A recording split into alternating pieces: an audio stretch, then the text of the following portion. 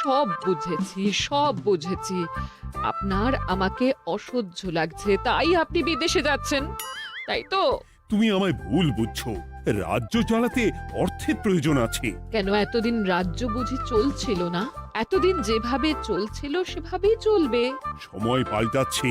এখন শুধু সিংহাসনে বসে থাকলেই চলে না, দেশ বিদেশ ঘুরে দেখতে হবে কিভাবে রাজ্যের উন্নতি হয়, লাভ হয়, সেই নিয়ে নতুন করে ভাবতে হবে। তার মানে আপনি ঠিক করে নিয়েছেন আপনি যাবেন, তাই তো? হ্যাঁ। আর যতদিন আপনি না থাকবেন এখানে কি হবে ভেবে দেখেছেন মহারাজ? কে সামলাবে সব?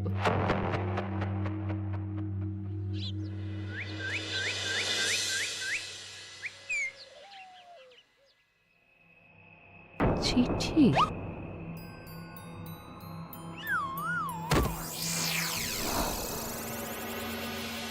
আমি অনেক ভেবে দেখলাম, আসলে এসব সিংহাসন, ক্ষমতা, প্রতিপত্তি অর্জন করা আর রক্ষা করার জটিলতার চেয়ে বাকি জীবনটা শান্তির সাথে বনে কাটিয়ে দেওয়াই ভালো। বলছি সবই তো বুঝলাম, কিন্তু এই শান্তিটা কে? মহারাজ সন্ন্যাসী হয়ে গেলেন আর এসব নিয়েও তুমি ভাড়ামি করছো গোপাল? ও মা গো, এবার কি হবে?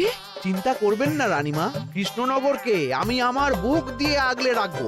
আপনার ছাতির মাপটা ঠিক মতো জানেন তো মন্ত্রী মশাই? মানে ওই গোটা কৃষ্ণনগরকে কি আপনি আপনার বুকের মধ্যে আগলে রাখতে পারবেন? গোপাল! মার্জনা করবেন মন্ত্রী মশাই। আমি বলছিলাম কি, ওইসব আগলে টাগলে রাখার আগে ওই ভালো করে খুঁজে দেখুন সব। মানে কি বলতে চাইছো কি তুমি? মহারাজকে খুঁজে বার করুন মন্ত্রী মশাই, লোক পাঠান। তিনি হয়তো এখনো বেশি দূর যেতে পারেননি। এটা কিন্তু ঠিক বলেছে গোপাল, তাকে একবার যদি খুঁজে পাই আমরা। আপনি চিন্তা করবেন না রানীমা, আমি এক্ষুনি লোক পাঠাচ্ছি।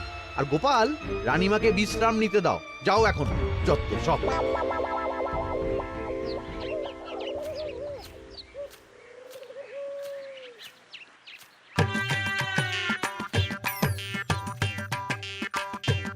কই গো, গেলে কই? এক ঘটি জল দাও দেখি।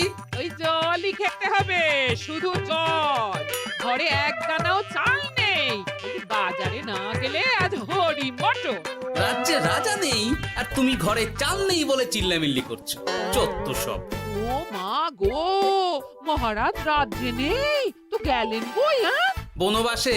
সে কি গো, এবার কি হবে তাহলে? কপালে যা লেখা আছে তাই হবে, আর কি। এই তোমার চাকরিখানা থাকবে তো? হ্যাঁ, না থাকলে বাটি হাতে বেরোবো, চিন্তা কি?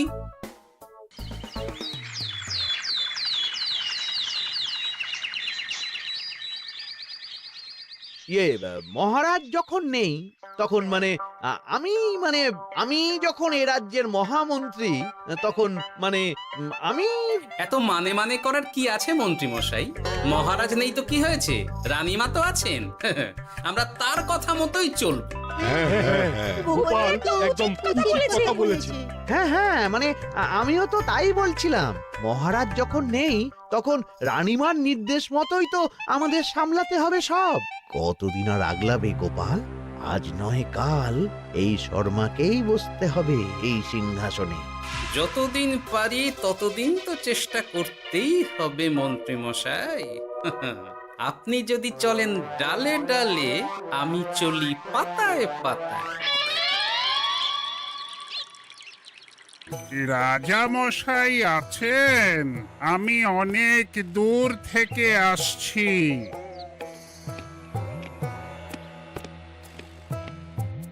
মন্ত্রীমশাই, একজন সাধু এসেছেন রাজামশাইয়ের সঙ্গে দেখা করতে। বলছেন অনেক দূর থেকে এসেছেন। জানো না মহারাজ এখন নেই? যাও, চলে যেতে বলো ওকে। মহারাজ নিরুদ্দেশ। এই মুহূর্তে সত্যিই যদি কোনো প্রাজ্ঞ সাধু বাবা রাজবাড়িতে তার পায়ের ধুলো দেয়, বলা তো যায় না যদি মহারাজের হদিস তিনি দিতে পারেন। ঠিক ঠিক, একদম ঠিক বলছেন পণ্ডিত মশাই। বেশ বেশ, ডেকে আনো তাকে, দেখি সে কি বলে। মহারাজ, আমার প্রণাম নেবেন। উনি মহারাজ নয়, উনি মন্ত্রী। আসুন সাধু বাবা, আসুন, আসন গ্রহণ করুন।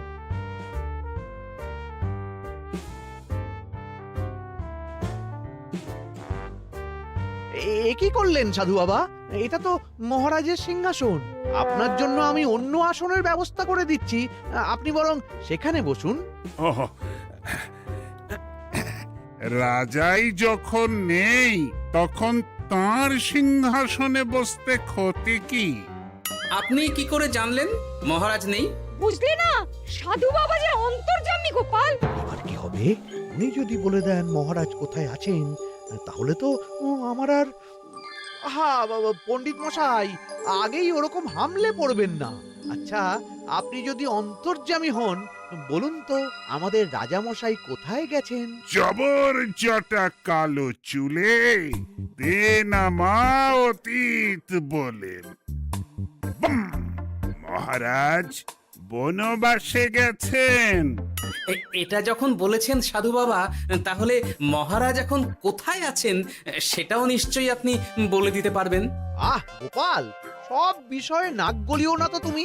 ঠিক ঠিক আছে, রাজা মশাইকে নিয়ে চিন্তা হওয়া তো খুবই স্বাভাবিক, কিন্তু গোপাল, রাজা মশাই বনবাসে গেছেন, তাকে আর সংসার মায়ায় বাঁধা ঠিক কাজ হবে না। এ আপনি কি বলছেন সাধু বাবা? মহারাজ না থাকলে রাজ্য চলবে কেমন করে? নতুন রাজা নির্বাচন করতে হবে। এই তো খেলা জমে গেছে, একে দিয়েই কাজ হবে মনে হচ্ছে। সাধু বাবা, এসব নিয়ে নয় পরে আলোচনা করা যাবে। এই কে আছো? সাধু বাবার পা ধুইয়ে দাও ভালো করে। না, বিষয়টা ঠিক সুবিধের মনে হচ্ছে না। আহা মন্ত্রী, করেছ কি? আমি সাধু মানুষ, এত খেতে পারি কি? ও বললে হবে না সাধু বাবা, আপনার জন্য নিজে দাঁড়িয়ে থেকে মহারাজের খাস হালুই করকে দিয়ে রাঁধিয়েছি সব। দেখুন না একটু, অমৃত অমৃত। বেশ বেশ, এত করে বলছো যখন, বাহ বাহ, চমৎকার চমৎকার। আমি জানি তো যে এমন খাবার আপনি আগে কখনো খাননি। তা বটে বটে, ভেবেছিলাম কটা দিন বিশ্রাম নিয়ে চলে যাব। এখন দেখছি যা আদর আতিথেয়তা শুরু করেছো তোমরা, তাতে তো মাস কয়েক কাটিয়ে না গেলে আমারই লোকসান হবে। থাকুন না, থাকুন, যতদিন ইচ্ছা থাকুন। আমার ইচ্ছা অনুযায়ী সব চললে তো ওই গোপালের জায়গায় আপনাকেই সবার মহারথী করে রেখে দিতাম চিরকাল। এসব কি বলছো মন্ত্রী? কেন, পরিকল্পনাটা মন্দ নাকি? আমি হব এই রাজ্যের নতুন রাজা, আর আপনি হবেন আমার রাজসভার প্রধান মহারথী। বটে, কাজটা খুব একটা কঠিন না। মহারাজ বনবাসে, আর আপনি নিজেই তো বললেন তাকে ফিরিয়ে আনাও ঠিক হবে না। তাহলে তা বলেছি, কিন্তু বাকি অন্যান্য সভাসদেরা আছে, তারা তো। আরে ছাড়ুন তো ওদের কথা। আকাশে হাত ছড়িয়ে আর একবার মন্ত্র পড়ে নেবেন, বলবেন এই রাজ্যের রাজা হওয়ার ক্ষমতা একমাত্র আমার মধ্যেই আছে। ব্যাস, সবাই মানতে বাধ্য। তারপর আমার একটা হিল্লে হয়ে গেলে আপনারটার ব্যবস্থাও আমি করে দেব, বুঝলেন? বুঝলাম, একেবারে জলের মতো পরিষ্কার। ব্যাস, কালই তাহলে কাজ শুরু করে দিন। বেশি দেরি করে তো লাভ নেই। বলা তো যায় না, মহারাজের যদি রানীমার জন্য মন কেমন করে, রাজ্যে ফিরে আসে, ওসব হওয়ার আগেই সেরে ফেলতে হবে সব কাজ। রাজা হওয়ার খুব তাড়া দেখছি তোমার মন্ত্রী। ওপরে ওঠার ইচ্ছা কার না থাকে বলুন তো সাধু বাবা? আর মাত্র কটা দিনের অপেক্ষা, ব্যাস, তারপরেই এই সিংহাসনের মালিক হব আমি। কৃষ্ণনগরের নতুন রাজা হব আমি। সমস্ত ধন দৌলত থাকবে আমার এই হাতের মুঠোয়। কি অত ভাবছেন মন্ত্রী মশাই একা একা? মানে কি ভাবছি তার কৈফিয়ত তো তোমায় দিতে হবে। হ্যাঁ, হিমা ছি ছি ছি, আপনি কেন কৈফিয়ত দেবেন? আপনার মুখ দেখলেই তো বোঝা যাচ্ছে যে আপনি কি ভাবছেন। তাই বুঝি? তা বলো দেখি কি ভাবছি আমি। আপনি ভাবছেন ওই কৃষ্ণনগরের সিংহাসনের কথা। শুনে ফেললো নাকি সব? আপনি ভাবছেন আমাদের মহারাজের কথা, তাকে কিভাবে ফিরিয়ে আনা যায় সেই কথা, তাই না? মহারাজকে যে আর ফিরিয়ে আনা যাবে না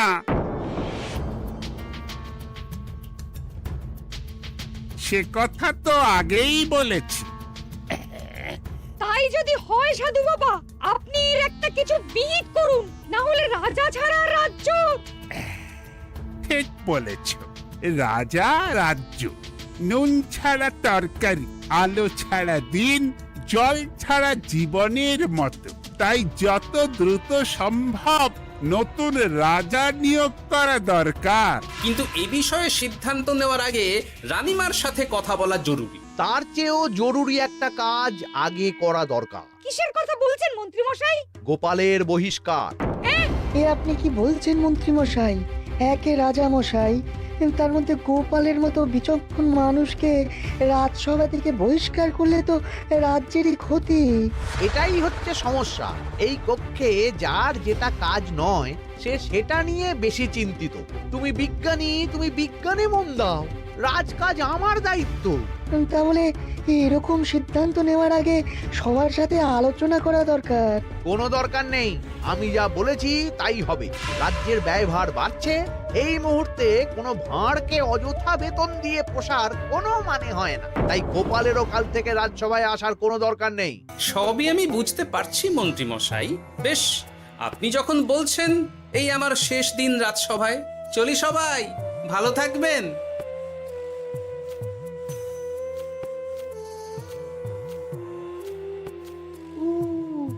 এত সহজে যে বেটা মাঠের বাইরে চলে যাবে বুঝতেই পারিনি আগে। এবার আমার আর সিংহাসনের মাঝে নেই কোনো বাধা, নেই কোনো কাটা। তুমি চিন্তা করো না, আমি নিজে মন্ত্রীর সাথে কথা বলবো। না না রানীমা, সেসবের দরকার নেই।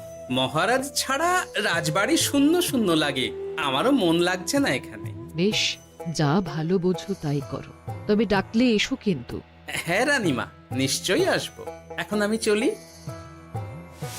যাক, এই কদিনে মাথাটা খেলানোর সময় পাওয়া যাবে একটু, না হলে কেমন যেন গুলিয়ে যাচ্ছে সব। কি যে বলো গোপাল দাদা, এই শেষ দুটো শাকের আটি নিয়েও দরদাম করবে তুমি?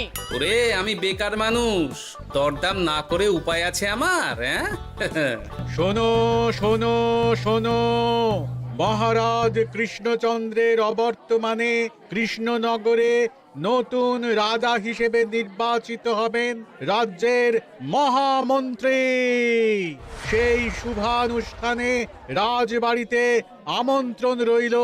এসব কি হচ্ছে বলো তো গোপাল দাদা? ভেতরের খবর আছে নাকি কিছু? না গো ভাই, তুমিও যা জানো আমিও ততটুকুই জানি। ও গোপাল দাদা, ব্যাপার কি?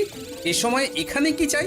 রানীমার জরুরি তলব, এখনই ওই রাজবাড়ি যেতে হবে তোমাকে। কিন্তু আমার যে বাজার হয়নি এখনো। আরে ওসব বাজার টাজার পরে হবে, তুমি এখন আমার সাথে চলো তো।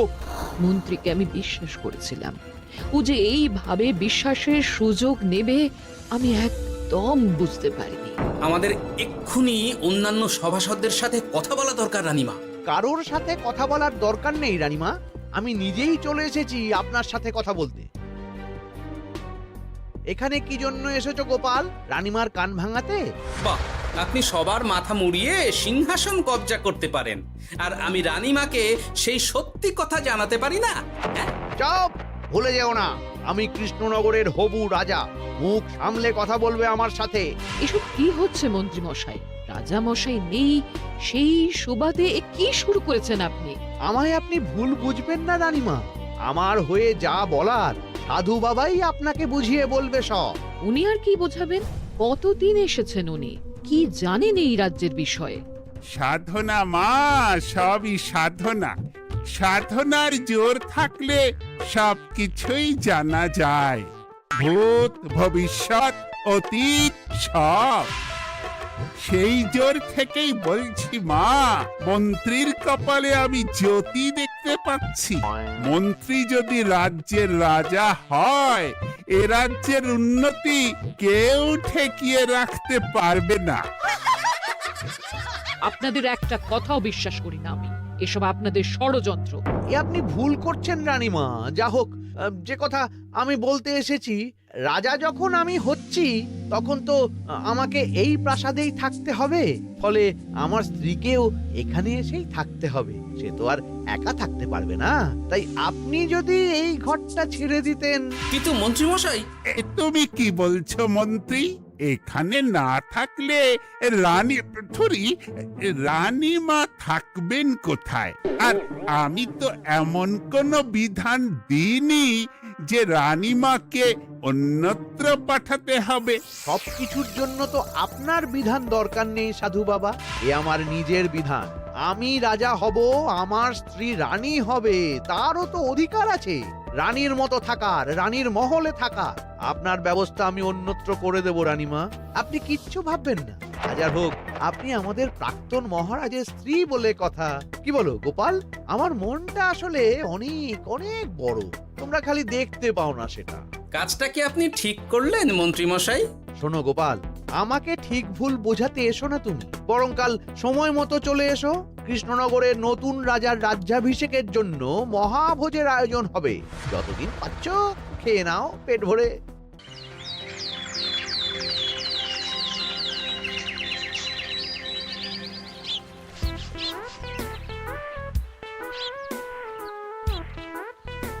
আরে এগুলো আবার কি পরে আছে এখানে? কি এ তো মহারাজের পোশাক। এখানে এসব কি করে এলো? তাহলে কি মহারাজ? না না না, হিসেবটা কেমন যেন ওলট পালট হয়ে যাচ্ছে। সময় তো হয়ে গেল, নতুন মহারাজকে ডাকুন এবার। এসে গেছি, এসে গেছি। আসুন মন্ত্রী মশাই, আসুন। মুকুট নিয়ে দাঁড়িয়ে আছি আপনার মাথায় পরাবো বলে। সাধু বাবা, এবার মহারাজ বলা অভ্যাস করুন। মহারাজ। মহারাজের হদিশ পাওয়া গেছে মন্ত্রীমশাই, মহারাজের হদিশ পাওয়া গেছে। এই কি স্বপ্নেছে কথা? মহারাজের হদিশ পাওয়া গেছে মানে কোথায় মহারাজ? না না, মহারাজ না, মহারাজের পোশাক পরে আছে পুকুরের ধারে। আমার মনে হয় তিনি ওই পুকুরে ডুব দিয়ে নিরুদ্দেশ হয়ে গেছেন। ও তাই বলো? তা বেশ তো, প্রাক্তন রাজার জন্য না হয় কিছুক্ষণ নীরবতা পালন করে নেব আমরা, ব্যাস। এ আপনি কি বলছেন মন্ত্রী মশাই? মহারাজ সত্যি ওই পুকুরে ডুব দিয়েছেন কিনা সেটা তো তুলিয়ে দেখা দরকার একবার। সেসব হবে আমি রাজা হওয়ার পর।